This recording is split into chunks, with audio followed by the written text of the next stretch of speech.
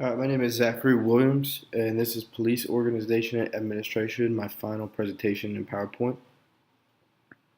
Um, First topic I'd like to talk about is the generalist and specialist role in law enforcement.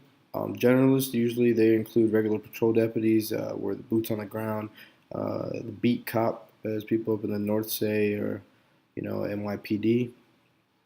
They have a lot of street patrol cops that walk around and interact with citizens. Specialists, they include vice, narcotics units, detectives, SWAT, Marine units, motorcycle units, aviation. So pretty much what these two are is you have generalists, which is the overall, they have a general idea of what goes on in their agency, and then you have specialists, which is a specialized unit specifically trained to do one task and one job within that unit.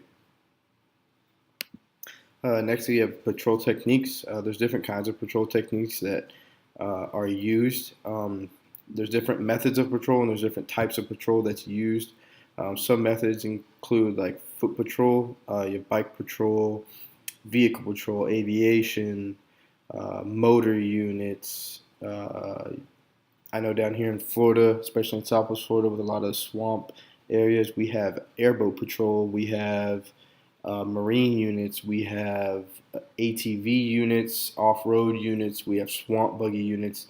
There's a lot of specialized areas that we have, and with these methods of patrol is different techniques. We can have direct patrol, we can have targeted subject patrol, we could have indirect patrol, and you could just have a regular surveying patrol, which is where you just make sure that you're in a certain area, roaming around, available to those who are in need of you.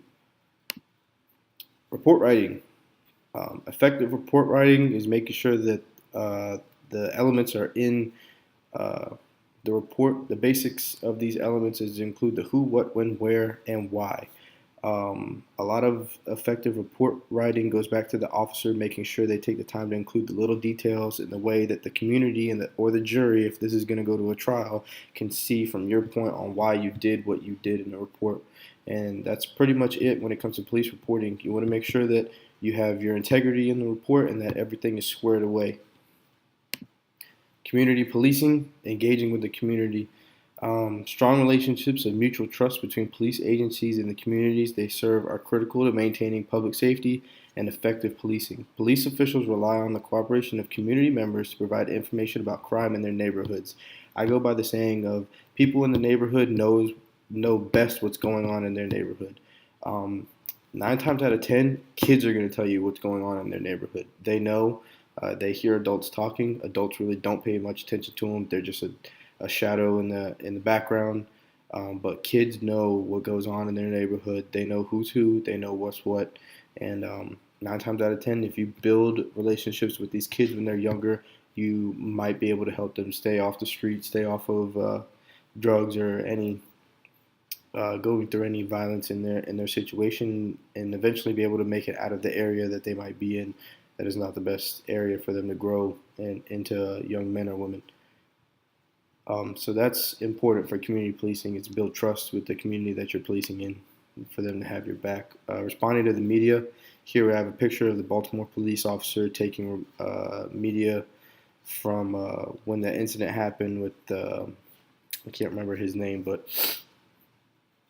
he was in the back of a transport paddy wagon, and he fell and bumped his head or had some type of injury where he was hospitalized and then found dead. Didn't want to blame the Baltimore police, but when responding to the media, you want to make sure that you do it appropriately, do it with the consent of your department, follow the procedures of your agency. That's pretty much in a nutshell how to respond to the media. Law enforcement presentations with the community, they're important to have.